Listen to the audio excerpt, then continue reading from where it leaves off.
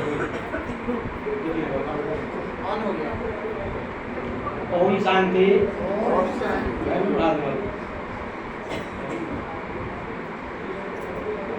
ओम शांति। आज का हमारा विषय है आत्मा का योग परमात्मा से, अर्थात प्रभु मिलन कैसे।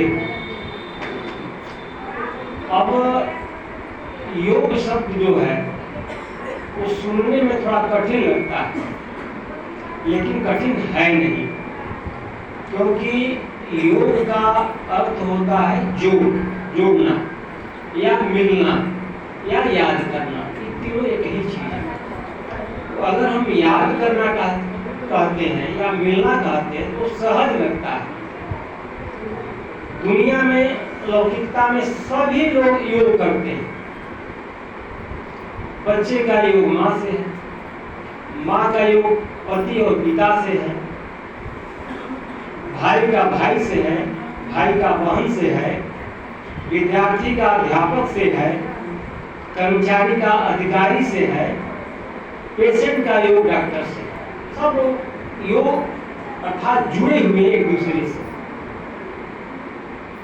तो यहाँ हम चर्चा करेंगे कि आत्मा का योग परमात्मा से। अब प्रश्न हो सकता है कि भाई हम परमात्मा से योग क्यों लगाएं, क्यों उनको याद करें, क्या फायदा होगा, लाभ क्या होगा। तो हम लोग पहले लाभ चाहते हैं, काम बाद में करते हैं। सही बात है, वे बिना लाभ का हम कोई काम क्यों करें। तो एक लाइन में ये कह सकते हैं कि दुनिया में जितने भी लाभ हैं वो सब परमात्मा का दिया हुआ है, उन्हीं की वजह से सारे लाभ मिलते हैं हमको। लेकिन यहाँ मुख्य रूप से 3 लाभ की बात करेंगे हम लोग। पहला है कि जब आत्मा परमात्मा से मिलते हैं तो हमारे द्वारा जाने अनजाने जो भी पाप कर्म किए जा चुके हैं उसे वो पाप भस्म हो जाता है। क्योंकि पाप भस्म करने के 2 ही तरीके हैं, या तो परमात्मा जो है जैसे हैं याद करके भस्म करें, या कर्म भोग से भस्म करें। तीसरा कोई उपाय है नहीं। तो कोई नहीं चाहेगा कि भाई हम कर्म भोग भोगे, दुख सह करके अपना पाप भस्म करें। सब यही चाहेंगे कि सहजता से हम बाबा को याद करें, हमारे पाप भस्म करें। अब प्रश्न ये हो सकता है कि भाई याद करने से पाप कैसे भस्म होगा। तो जैसे बिजली का तार है, उसमें धारा करंट आ रहा है, अब दूसरे तार से अगर टच करेंगे तो स्पार्किंग होता है और धुआं भी निकलता है, और उसके बाद उस तार में भी धारा प्रवाह होने लगता है बिजली का। उसी तरह से आत्मा जब परमात्मा से मिलते हैं तो परमात्मा तो इधर प्योर है और आत्मा तो वही पतित है, वो गए हैं वहां अपना पाप भस्म करने के लिए। तो जब मिलते हैं तो स्पार्किंग होता है, अर्थात एक योग अग्नि की उत्पत्ति होती है, और उस अग्नि में हमारे पाप भस्म होने लगते हैं, क्योंकि वहां से धारा प्रवाह होकर के आत्मा तक पहुंचती है। क्योंकि मन बुद्धि आत्मा की सूक्ष्म कर्मेंद्रियां हैं और मन बुद्धि के द्वारा ही हम परमात्मा से मिलते हैं। तो कनेक्शन हो गया, अर्थात उनके धारा हमारे आत्मा तक पहुंचने लगी, तो उस समय वो पाप जल जाते हैं, भस्म हो जाते हैं। ये तरीका है पाप भस्म करने। अब दूसरा लाभ क्या है। दूसरा लाभ ये है कि जब आत्मा परमात्मा से मिलते हैं तो परमात्मा के गुण उसमें प्रवाहित होने लगते हैं और प्रवाहित होकर के आत्मा तक पहुंचते हैं, और उससे जो स्पंदन होता है, उससे जो सुख मिलता है, उसको अति इंद्रिय सुख कहा जाता है। ये सुख कहीं और नहीं मिल सकता। वो मिलेगा तो वहीं से मिलेगा, जो कि स्रोत वहीं है, और अतीन्द्रिय सुख का मतलब होता है ये जो हमारे शरीर की कर्मेंद्रियां और आत्मा की कर्मेंद्रियां, इनसे परे जो सुख मिलता है, इनके द्वारा भी सुख मिलता है। जैसे कोई बहुत खुशी की बात सुन ले तो मन में बहुत खुशी आ जाती है ना, लेकिन वो इंद्रियों के द्वारा होता है। लेकिन ये जो अतीन्द्रिय खुशी है, सुख है, आनंद है, इसे परम आनंद कहते हैं, वो तो परमात्मा से मिलने के बाद ही होता है और उसका सुख हमको मिलता है। तो दुनिया में सारे सुख इससे फीके, ऐसा सुख कहीं है नहीं, कोई ऐसा रास्ता नहीं, कोई ऐसा विकल्प नहीं कि हमको अतीन्द्रिय सुख की अनुभूति हो सके। तो दूसरा फायदा हुआ।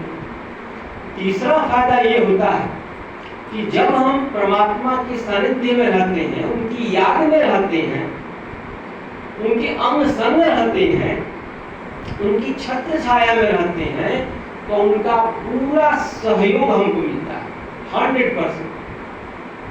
लौकिकता में मान लीजिए कि किसी बड़े वीआईपी से, बड़े पावरफुल व्यक्ति से हमारा संपर्क हो, परिचय हो और कोई परिस्थिति आ जाती, क्या करेंगे? फोन लगाएंगे। तो फोन लगाने पर ज्यादातर यही सूचना आता है, इस रूट की सभी लाइनें व्यस्त हैं, कृपया थोड़ी देर बाद संपर्क करें। या ये भी आता है कि इस रूट जिससे आप बात करना चाहते हैं वो दूसरे काम पर बिजी है, कृपया थोड़ी देर के बाद आप संपर्क करें। या संपर्क हो भी गया तो पता चलता है कि जिनसे हमने सहयोग के लिए संपर्क किया है वो खुद बिजी है। या ये भी होता है कि वो आउट ऑफ स्टेशन, अर्थात दूर, बनारस हो, बॉम्बे हो, दिल्ली हो, कलकत्ता हो, तो कैसे हमारा सहयोग करेंगे? परिस्थिति अभी है, सहायता की जरूरत अभी है, लेकिन थोड़ी देर के बाद, थोड़ी देर, कितने देर बाद तो काम ही बिगड़ जाएगा। लेकिन परमात्मा का यहाँ जो मोबाइल सेट है कनेक्शन, वो कभी बिजी नहीं होता, तो सदैव बच्चों के लिए खुला रहता है। जब भी कनेक्शन करें बात हो जाती है, संपर्क हो जाती है। दूसरी बात, वो कभी बिजी नहीं रहते, क्योंकि उनके अंदर इतनी क्षमता, कैपेसिटी है कि एक साथ लाखों आत्माओं से बात कर सकते हैं और लाखों का सहयोग कर सकते हैं। और वो खुद अपने बच्चों के सहयोग के लिए तत्पर रहते हैं, तैयार रहते हैं, और भले दूर हैं लेकिन आने में सेकंड का समय भी नहीं लगता है।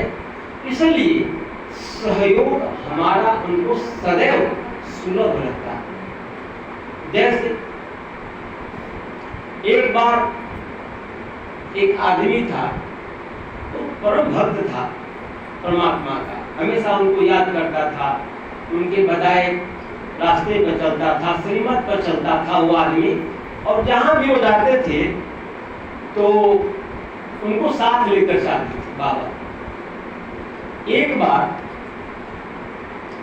वो जा रहे थे अंगुली पकड़ करके बाबा का, तो जाते जाते चूंकि रेतीली जमीन थी तो पीछे मुड़कर उन्होंने देखा तो 4 पैर के निशान थे, तो उनके और दो बाबा।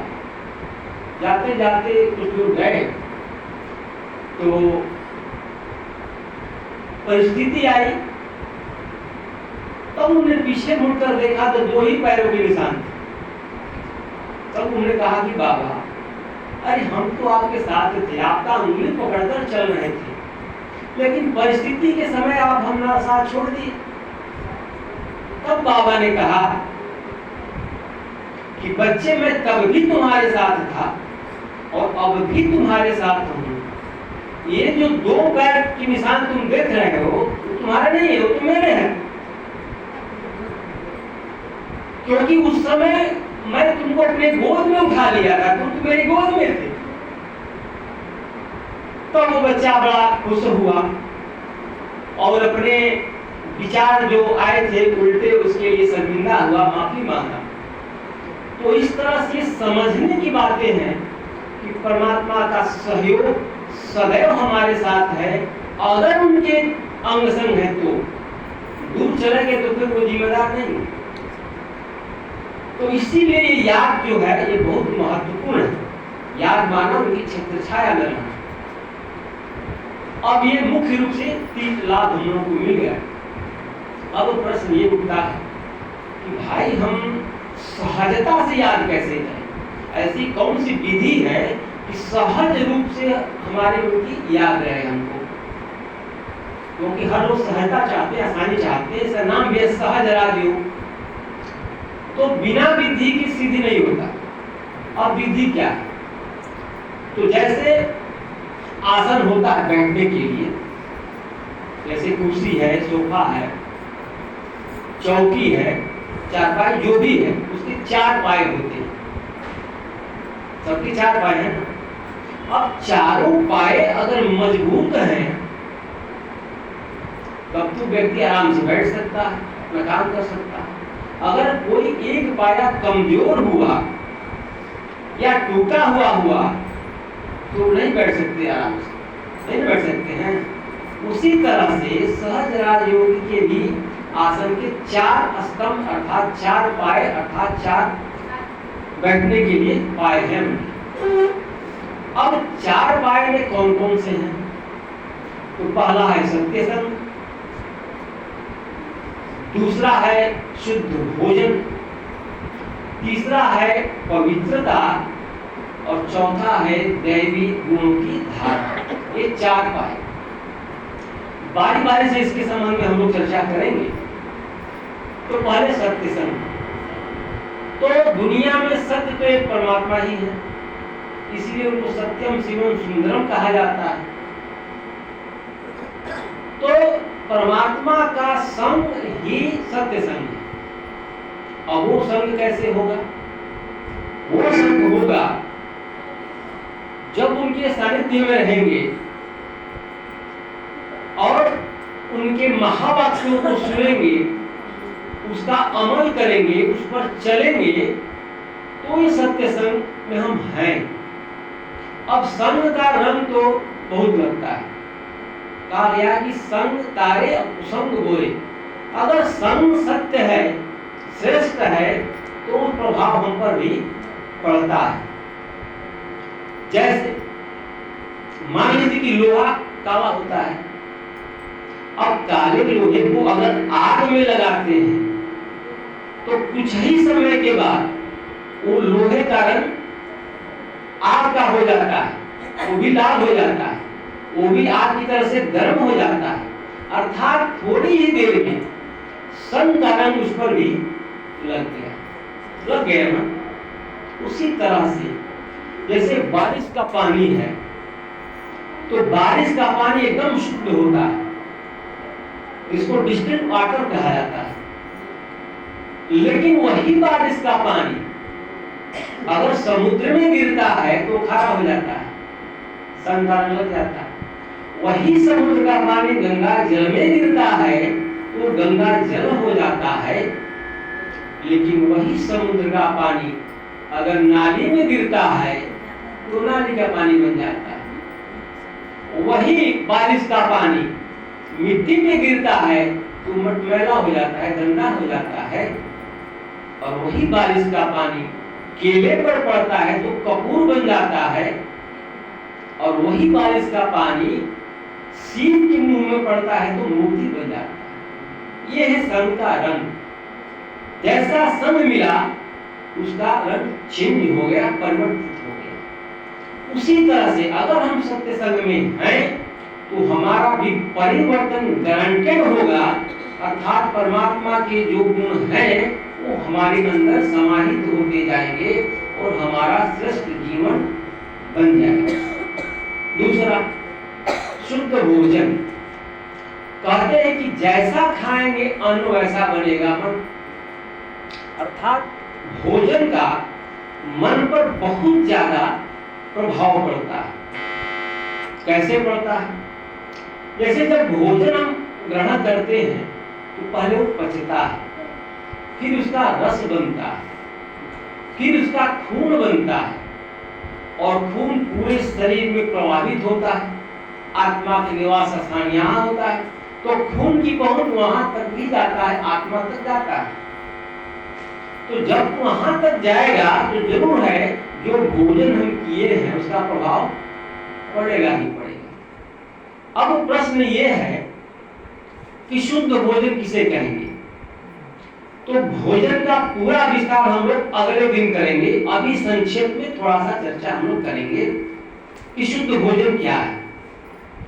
तो शुद्ध भोजन जो मेहनत और ईमानदारी से कमाया गया हो, मेहनत और ईमानदारी हो उसमें, पहला। दूसरा, उसको तैयार करते समय अर्थात बनाते समय शुद्धता का 100% ख्याल रखा जाए।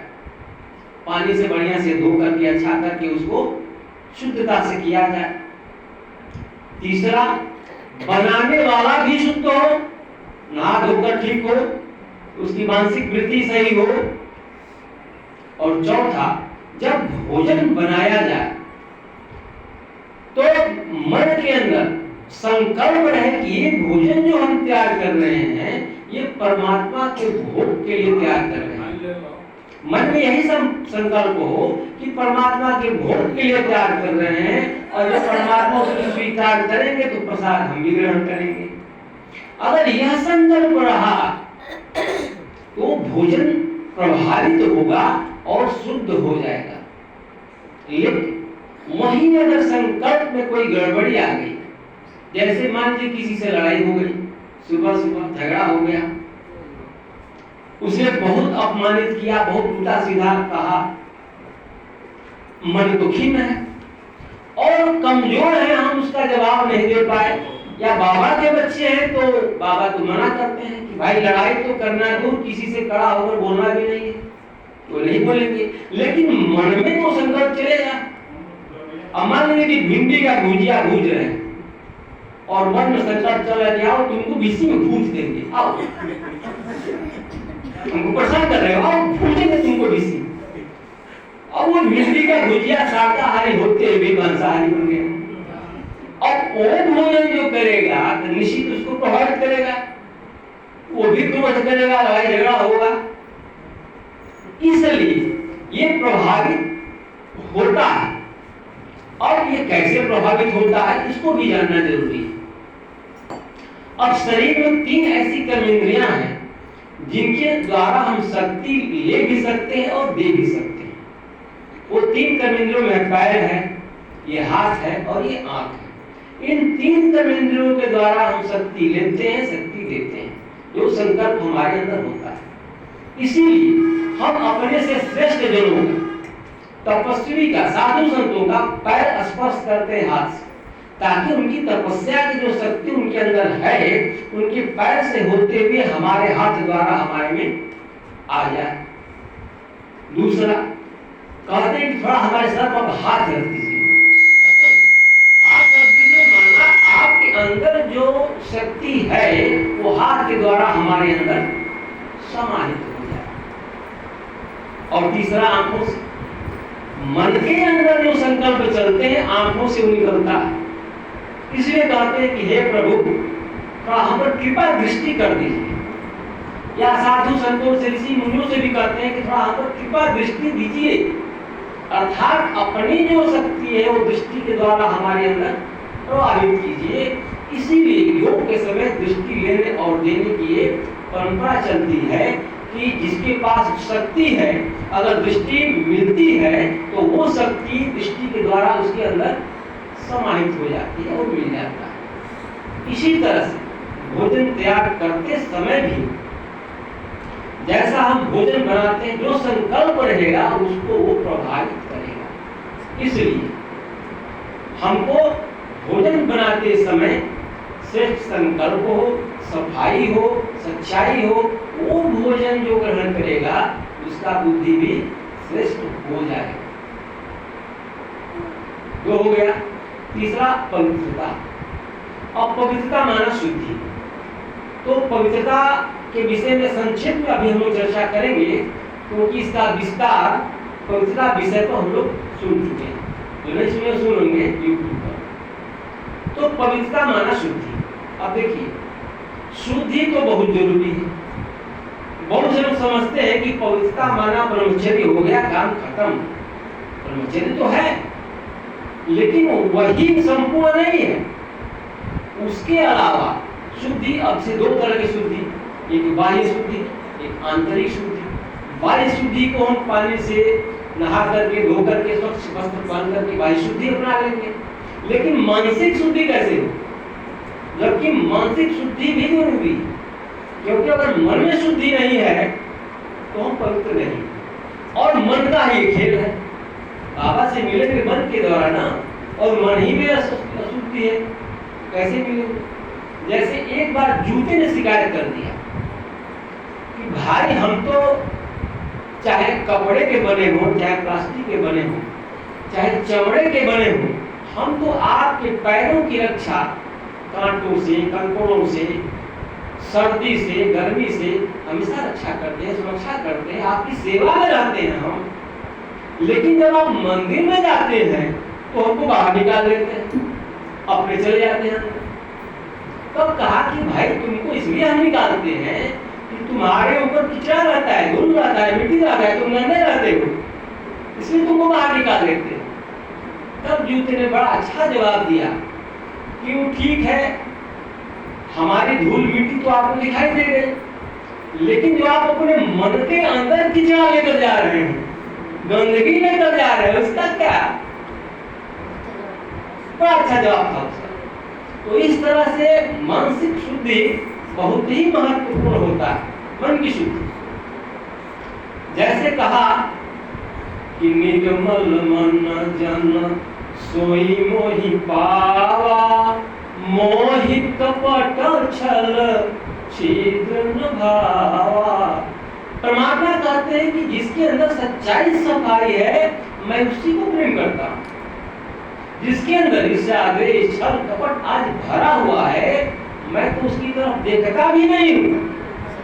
प्रेम की बात तो अलग बात, तो देखते भी नहीं। इसलिए अगर हम सहज राजयोगी हैं, परमात्मा से मिलन बनाना चाहते हैं, तो हमें शुद्धि की, पवित्रता की बस जरूर आवश्यकता है। 3 हो गए, चौथा धारणा। 3 हो गए ना, चौथा धारणा, दैविक गुणों की धारणा। ये पढ़ाई यहाँ प्रैक्टिकल है।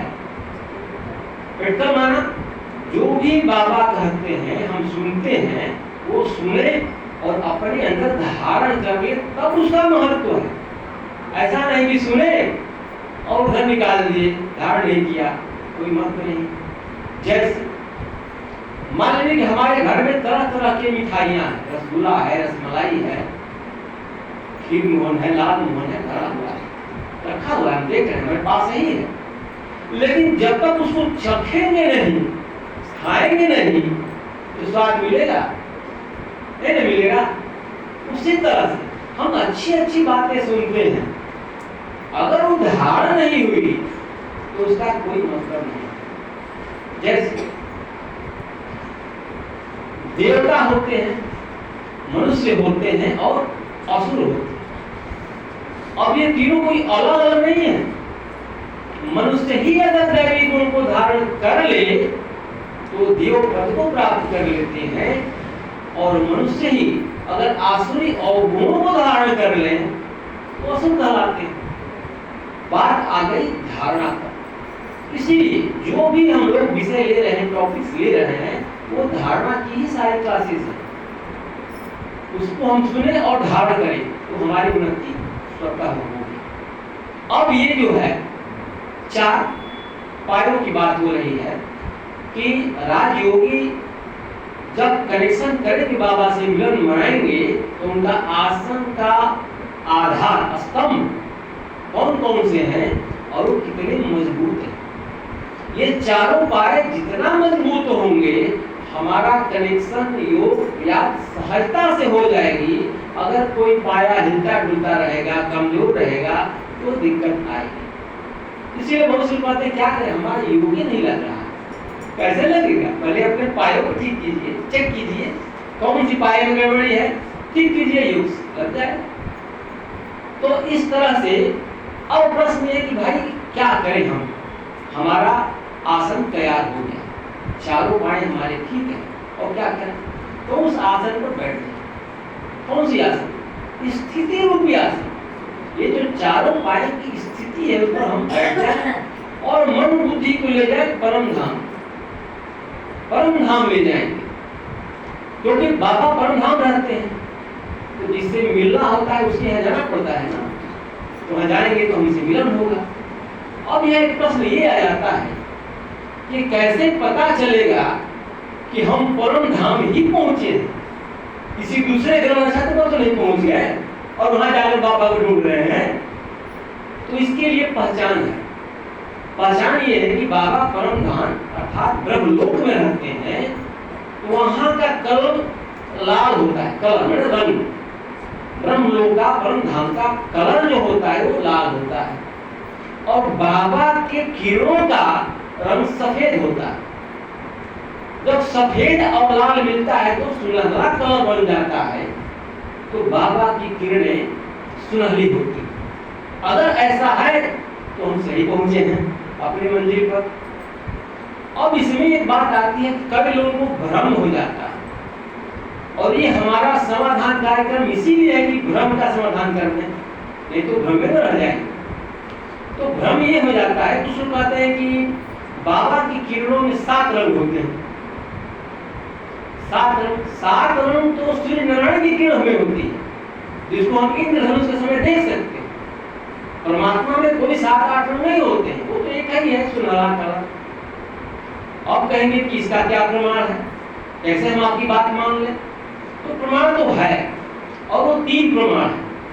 पहला प्रमाण ये है कि जब भी सेंटर पर हम योग करने बैठते हैं तो लाल बत्ती जलाई जाती है।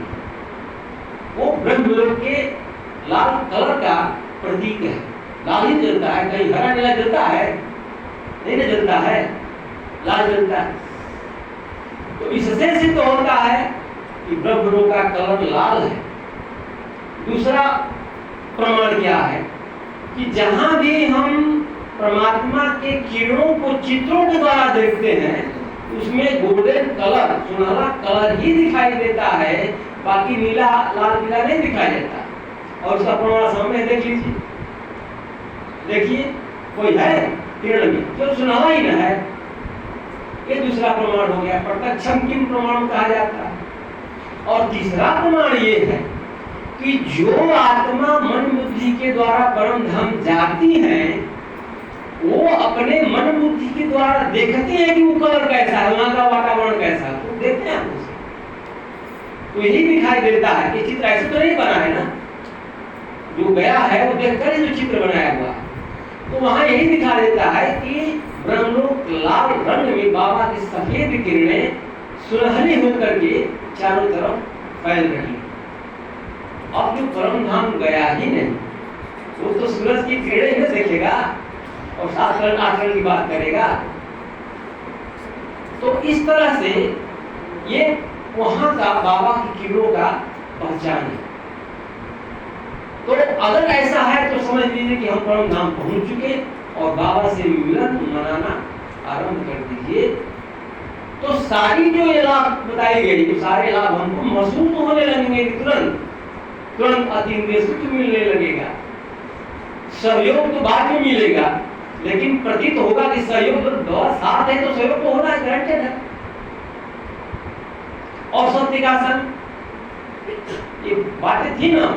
और जब आत्मा परमात्मा का मिलन होगा तो जो किरणें आएंगी उनके द्वारा आत्मा में, तो हमारे पाप भी भस्म होंगे। अब यहाँ एक प्रश्न हो सकता है कि भाई हमको कैसे पता चलेगा कि हमारे पाप भस्म हो रहे हैं कि नहीं हो रहे हैं?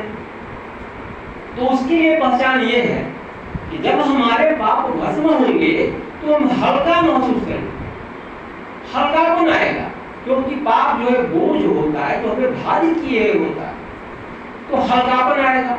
और दूसरा पहचान, हमारे अंदर बहुत खुशी आएगी, सदा खुशी। कई लोग कहते हैं मेरे क्या मतलब हंसता, अरे भाई खुश है तो हंसेगा ही ना, खुशी आएगी। तो इस तरह से हमारा मिलन बाबा से होता रहेगा, ये मिलन की बात। अब प्रश्न ये है कि भाई बाबा से सहजता से हमारा मिलन हो जाए, उसका आधार क्या है, किस आधार पर हम सहजता से मिल लें। तो मिलने के लिए देखिए, किसी से भी मिलने के लिए उसका यथार्थ परिचय चाहिए ना। मान लीजिए कोई कह दिया कि जाइए बनारस फलाना से मिल लीजिए, और उसका न नाम पता है, न एड्रेस पता है, न फोटो देखे हुए है, कैसे मिलेंगे। तो पहले मिलन बड़ा कठिन था, इसीलिए योग सब कठिन महसूस होता। या कई लोग समझते हैं कि परमात्मा से मिलना अरे तो बड़ा कठिन बात है। कठिन था कब, जबकि उनका यथार्थ परिचय ही नहीं था, हम जानते ही नहीं थे, न परमात्मा के विषय में जानते थे, न अपने विषय में जानते थे, अपने भी भ्रम में थे। कैसे मिलन होगा, नहीं ना मिलन होगा।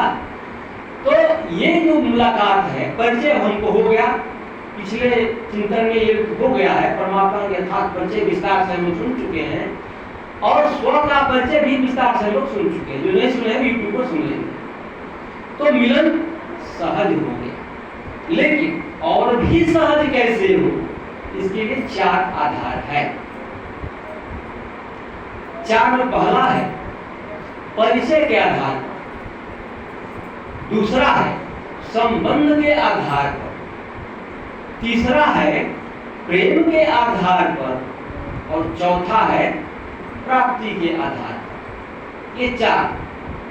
तो जब परिचय होगा संबंध बन जाएंगे, और संबंध बनेंगे तो प्रेम होगा ही, और प्रेम होगा तो प्राप्ति तो गारंटेड है।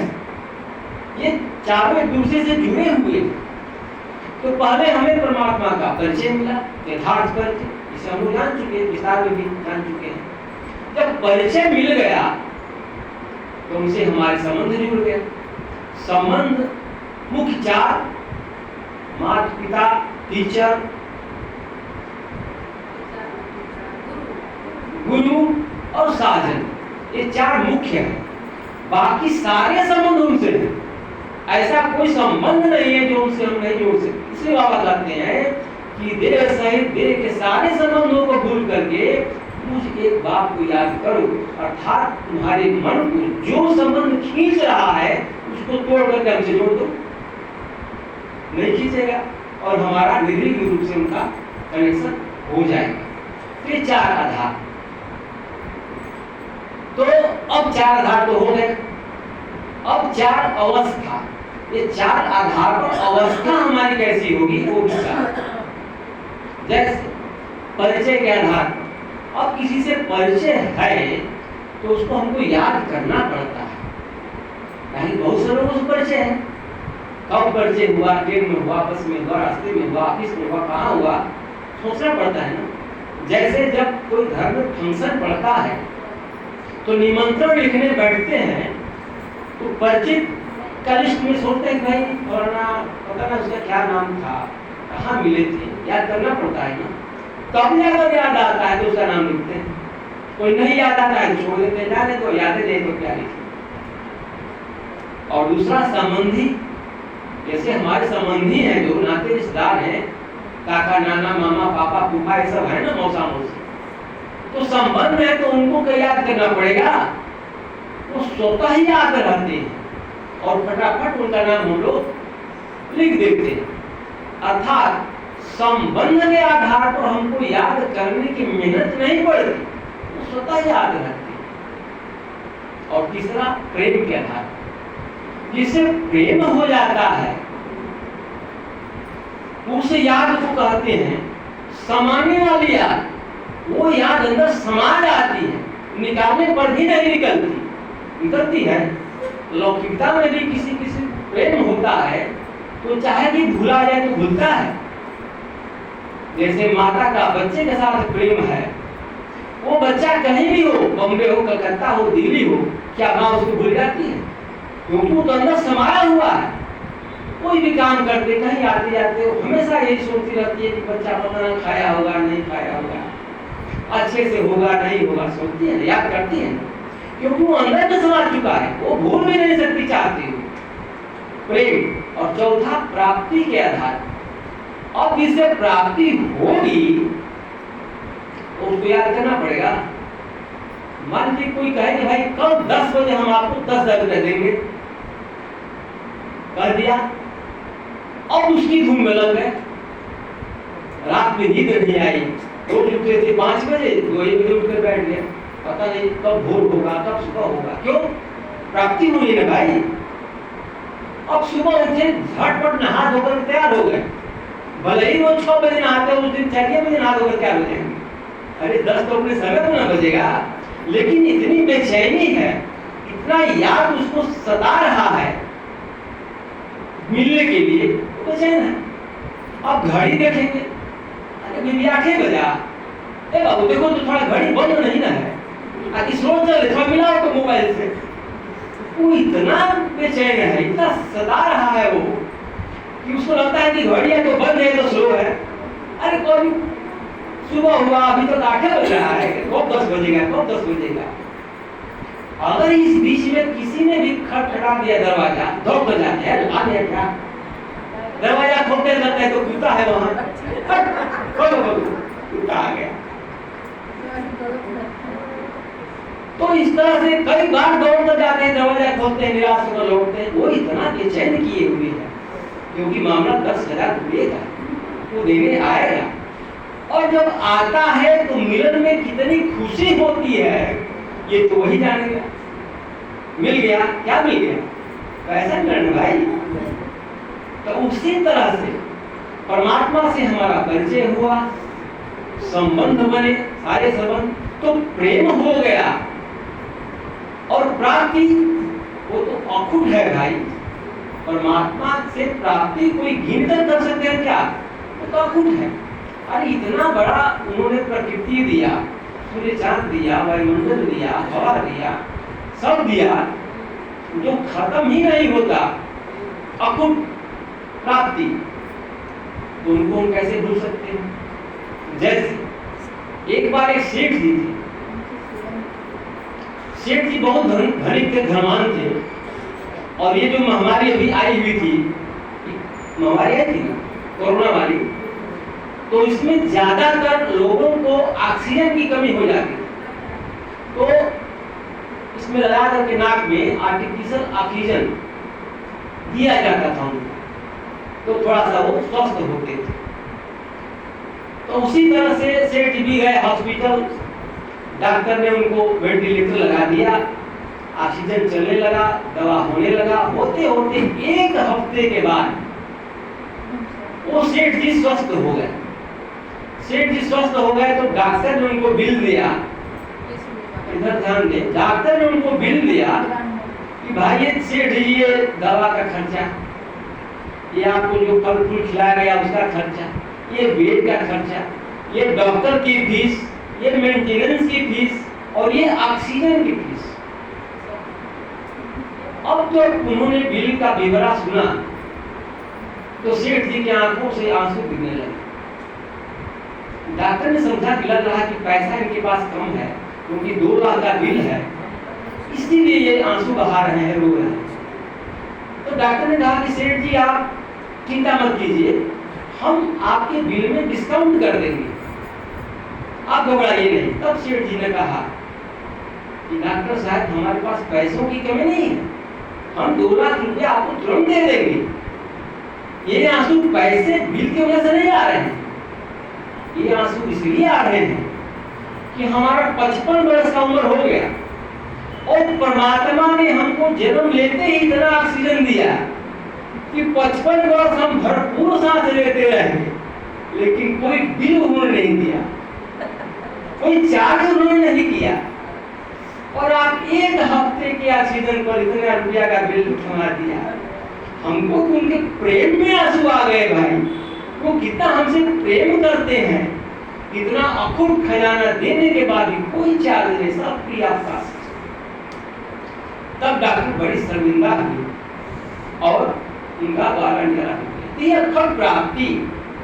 तो और बताइए कि जहां परिचय भी हो गया, सर्व संबंध बन गए, प्रेम भी हो गया, प्राप्ति अखंड है, तो वहां याद करने की मेहनत करनी पड़ेगी। वहां तो स्वतः याद रहेगा, समाने वाली याद रहेगी, सताने वाली याद रहेगी, वो परमात्मा मन बुद्धि तुरंत चला जाएगा परम धाम, याद करके अपना आनंद लेगा और अतीन्द्रिय सुख मिलेगा। ये आधार है। अब अंतिम चरण की तरफ हम लोग जाते हैं। तो गीता कहते हैं कि मन मना भव मद्याजी भव, कहते हैं ना। और बाबा कहते हैं कि मन मना भव एक ऐसा महामंत्र है जिसके द्वारा तुम्हारा सदगति गारंटेड है। मन मना। अब प्रश्न है कि मन मना भव क्या है? तो मन मना भव का साधारण रूप से देखा जाए तो यह कि मन को मेरे में लगाओ, ये सामान्य बात हो गई। लेकिन सामान्य से तो हमारा पाप भस्म होने वाला नहीं। जब तक हम गहराई में जाएंगे, जब तक ज्वाला स्वरूप याद नहीं होगी, हमारे पाप भस्म होने वाला नहीं। तो उसके पहले समझना पड़ेगा कि मन मना भव का वास्तविक अर्थ क्या है। तो वास्तविक अर्थ का मतलब ये होता है, देखिए जोड़, अभी चर्चा हमने क्या, याद माना जोड़, योग माना जोड़।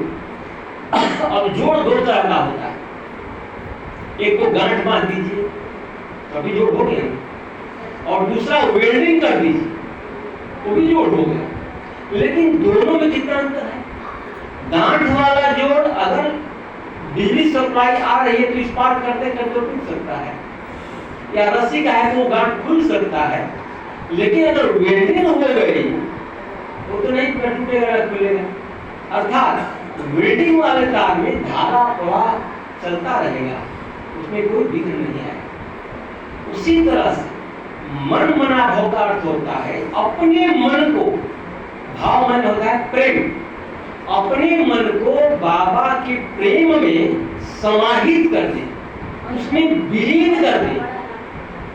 ये है मन मना भव का अर्थ। जब तक उसमें समाहित नहीं करेंगे, अपने आप को विलीन, अपने आप को देह तो नहीं, मन बुद्धि विलीन नहीं करेंगे, तब तक यथा अर्थ द्वारा स्वरूप याद हो नहीं सकता। जैसे आप लोग देखते हैं कि भाई ये वाले लोग दूध बेचते हैं, उसमें पानी भी मिलाते हैं। अब जब पानी मिलाएंगे तो पानी अपने आप को दूध में समाहित कर देता है, उसमें विलीन हो जाता है। तो क्या होता है? अब वो पानी नहीं कहलाता, अब वो दूध कहलाता है। अब वो पानी के भाव में नहीं बिकेगा, अब वो दूध के भाव में बिकेगा। तो उसका नाम भी बदल गया, रूप भी बदल गया, और उसके गुण भी बदल गए, तो उसकी कीमत भी बदल गई, महत्व भी बढ़ गया। कब? जब पानी ने अपने आप को समाहित किया, विलीन किया, तब। दूसरा उदाहरण, जैसे गटर का पानी, समझ रहे? गटर में नाली का पानी, तो नाली का पानी इतना गंदा होता है कि कोई उसके करीब जाना नहीं चाहता, छूना तो दूर है। कोई चाहेगा कि हम नाली के करीब जाए? नहीं चाहेगा। लेकिन वही गटर का पानी जब अपने आप को गंगा जल में समाहित कर देता है, अपने आप को विलीन कर देता है, तो गटर का पानी नहीं रहता, तो क्या हो जाता है? गंगा जल बन जाता है, बन जाता है।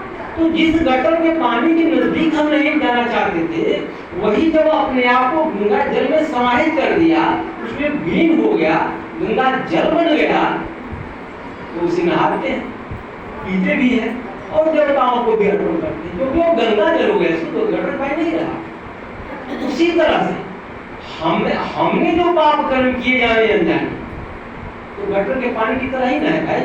और वो अगर हमारे अंदर है और उसको अगर हम विलीन कर दें, परमात्मा के साथ विलीन कर दें, समाहित हो जाएं, तो हमारे पाप भस्म हो जाएंगे और हम अब वो पतित आत्मा नहीं रहेंगे, हम पूरी आत्मा बन जाएंगे, श्रेष्ठ आत्मा बन जाएंगे, महान आत्मा बन जाएंगे। ये परिवर्तन हो जाएगा ना। तो ये मन मना भव का यथार्थ सब लोग तो समझ गए ना, यथार्थ समझ गए ना। अब हम लोग अंत में चर्चा करेंगे कि देखिए परमात्मा से हमको सहयोग मिलता है, उनके सानिध्य में सुख मिलता है, आनंद मिलता है, लेकिन इसके लिए दो बात में क्या है कि पहला तो अपने आप को समर्पित होना पड़ेगा, समर्पण करना पड़ेगा। जब तक समर्पण नहीं करेंगे पूरी प्राप्ति नहीं होगी। अंतर है ना, एक समर्पित हो जाना और एक ऐसे संबंध बनाना, दोनों में अंतर हो गया ना। तो पहला समर्पण और दूसरा उनके मदद को परखना, पहचान। जैसे परमात्मा के अपने हाथ पर तो है नहीं कि वो आकर के मदद करेंगे, किसी न किसी के माध्यम बना करके वो मदद करेंगे। तो अगर कोई हमको मदद मिल रहा है तो गारंटेड है वो परमात्मा के द्वारा ही मिल रहा है। तो इस बात को समझने की जरूरत है। ऐसा न सोचे कि फलाने ने हमारा मदद किया, वो क्या मदद करेंगे, वो अपना मदद खुद नहीं कर सकते, तो हमारी मदद क्या करेंगे। एक परमात्मा ही है जो अपने सारे बच्चों की मदद करते हैं जो उनके छत्र छाया में है। जैसे अपने ऊपर अडिग विश्वास होना चाहिए, दृढ़ निश्चय होना चाहिए। जैसे एक बार सूरदास सूखे कुएं में गिर गए, दिखाई नहीं देता था, सूखे कुएं में गिर गए। अब लोगों ने देखा तो दौड़े निकालने के लिए, अरे भैया निकलिए निकलिए। उन्होंने कहा कि ना हम आप लोगों के द्वारा नहीं निकलेंगे, अरे हमको निकालने वाले हैं ना हमारे श्री कृष्ण, वही आकर निकालेंगे तो हम निकलेंगे, वरना हम नहीं निकलेंगे, हम इसी में रहेंगे। लोगों ने समझाया कि अरे भाई सूखा कुआं है, इधर कोई आता जाता भी नहीं है, कितने दिन इसमें रहेंगे। तो उन्होंने कहा कि आप चिंता मत कीजिए, वो जल्दी ही आने वाले, निकालेंगे, इस बात की गारंटी। क्यों? उनके अंदर दृढ़ निश्चय था, अपने भक्ति पर विश्वास था, तब तो उन्होंने ऐसा चैलेंज किया। अंत में श्री कृष्ण जी आए और उनको हाथ खोलकर बाहर निकाल दिए। लेकिन जब जाने लगे तब सूरदास ने चैलेंज किया कि हाथ छुड़ाए जा तो निर्बल जान के मोह, हृदय से चले जाओ तो मत बखाने। हमको कमजोर समझ कर हाथ छुड़ा कर जा रहे हैं। अरे आपका ताकत है तो हमें हृदय से दिखाइए। चैलेंज है सच्चे भक्त का, एक सच्चे बाबा के बच्चे का चैलेंज है। अपने ऊपर विश्वास हो, भरोसा हो, कब ऐसा चैलेंज करेंगे। उसी तरह से लेकिन उसके लिए क्या करना पड़ेगा, समर्पण होना पड़ेगा, समर्पित होना पड़ेगा। और हम कहते हैं कि बाबा तो सब जानते ही हैं भाई, वो तो जाने जाना, लेकिन बताना तो पड़ेगा ना भाई। जैसे बच्चा है स्कूल में पढ़ता है तो माता पिता जानते हैं भाई स्कूल में जा रहा है तो किताबें लगेंगी, पेन लगेगा, पेंसिल लगेगा, फीस लगे, जानते हैं। फिर ही बच्चा कहता है कि पापा हमको ये किताब चाहिए, हमको पेन चाहिए, हमको पेंसिल चाहिए, हमको फीस जमा कर, कहता है ना, तब ना माता पिता देते हैं। उसी तरह से हम बाबा से अगर कोई हमारी जरूरत है तो उनसे बताना पड़ेगा। हम जानते हैं लेकिन बताना माना समर्पण होना, शेयर करना। अब हम कोई दिल की बात किसे बताते हैं तो सबसे ज्यादा अपना जिसको समझते हैं उसी को बताते हैं। किसी बताते फिरेंगे तो सबसे ज्यादा अपना तो परमात्मा ही है, बाबा ही है, तो उनसे बताना पड़ेगा कोई भी बात। जैसे द्रौपदी ने शिकायत किया श्री कृष्ण से कि आप तो भगवान हैं, हमारे भाई भी हैं, और यहाँ युद्ध क्या हुआ, मैंने जुआ हुआ और पांडव लोग हार गए और आप देखते रहे, लाने की बात है ना। तब श्री कृष्ण ने कहा कि पहले अपने पतियों से पूछो कि जुआ खेलने के पहले क्या उन्होंने हमसे कहा, बताया, समर्पित हुए हमारे प्रति। अरे जब अपनी बुद्धि काम नहीं की तो जब दुर्योधन ने कहा कि हमारी तरफ से पासा हमारे मामा से फेंकेंगे तो क्या ये नहीं कह सकते थे कि हमारी तरफ से पासा कान्हा फेंकेंगे, ये तो कह सकते थे। उन्होंने कहा नहीं कहा। अगर ऐसा वो कहे होते, देखती कौन जीत रहा है, तब द्रौपदी की समझ में आ गया। दूसरा घटना है जब उनका चीरहरण हो रहा था तब उन्होंने पहले तो दरबार में हाजिर अपने बड़े बड़ों को जो महाबलशाली थे अपने पतियों की तरफ देखा, इस पितामह की ओर देखा, राजा धृतराष्ट्र की तरफ देखा, कोई मदद करे किसी ने नहीं किए। उसके बाद वो अपनी ताकत लगाई, हाथ से पकड़ ली, साड़ी को दांत दबा ली और दुशासन खींच रहा है। तब रुक्मिणी ने कहा श्री कृष्ण से कि आप यहाँ बैठे हुए हैं, वहां द्रौपदी की लाश खतरे में पड़ गई, हम मदद क्यों नहीं करते? तब उन्होंने कहा कि रुक्मिणी, द्रौपदी को हमसे ज्यादा भरोसा अपने दांतों पर है, वो कैसे कसर पकड़ी हुई है, अपने आप पर है।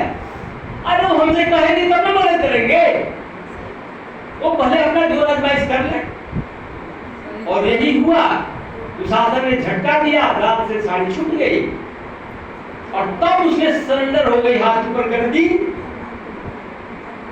और तब कहा कि आप ही हमारी रक्षा कर सकते हैं। और सेकंड भी नहीं लगा, हाजिर हो गया, मदद की। हम लोग अपनी जोर आजमाइश करते हैं लेकिन समर्पित नहीं होते। जब तक समर्पण भाव नहीं होगा मदद मिलना मुश्किल। और दूसरी बात परख की बात, तो उसी तरह से एक बाबा का बच्चा था, भक्त था, प्रिय था उनका, उसको भी विश्वास था कि हर पल हर परिस्थिति में परमात्मा हमारी मदद करेंगे। क्या हुआ कि बाढ़ आ गया, उसके गांव बड़ा भयंकर बाढ़ आ गया, जैसे भी आया था ना हाल में भयंकर बाढ़ कई जगह। तो बाढ़ आ गया तो परिवार के लोगों ने कहा कि ऐसा कि पानी बड़ा तेजी से बढ़ रहा है, आप चलिए हम लोग चल रहे सुरक्षित आसान कार्य नहीं, तुम लोग तब हमारी रक्षा हमारे भगवान करेंगे, हमारे शिव बाबा करेंगे, तुम लोग जाओ, हम लोग तुम साथ ले जाएंगे। इसके बाद गांव के लोग आए, अरे लोग पानी बढ़ रहा है, डूब जाओगे। कहा कि तुम लोग जाओ, हमारे रक्षक है ना, वो हमारी रक्षा करेंगे। वो भी चले गए, क्या करें, पानी बढ़ने लगा, छाती तक आ गया पानी। तब तक एक नाव आ गई, मल्लाह ने कहा कि भाई आइए नाव पर, हम आपको उस बार छोड़ देते हैं, ताकि ऐसा है कि जाओ, हमारी रक्षा तो वही करेंगे, बाबा ही करेंगे। अब क्या करता, नाव वाला वही चला गया, पानी बढ़ने लगा, गर्दन तक आया तो छत पर चढ़ गया बचने के लिए। छत पर चढ़ गया, तब तक हेलीकॉप्टर आया। हेलीकॉप्टर के पायलट ने कहा कि भाई आ जाओ, रस्सी पकड़ करके हम तुमको दूर छोड़ देते हैं। कहते ऐसा है कि तुम जाओ हेलीकॉप्टर के, हमारी रक्षा तो वही करेंगे।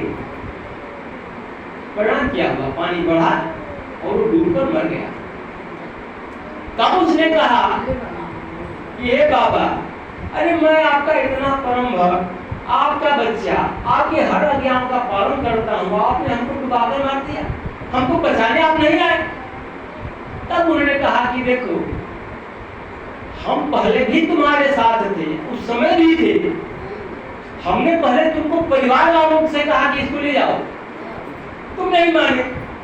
फिर गांव के लोगों, मोहल्ले के लोगों ने कहा कि चलो, कभी तुम नहीं माने, हम ही भेजे थे उन लोगों।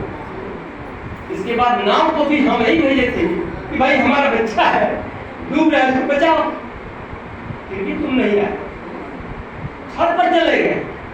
फिर हमने हेलीकॉप्टर भेजा, तब भी तुम नहीं। और बताओ मैं क्या करता।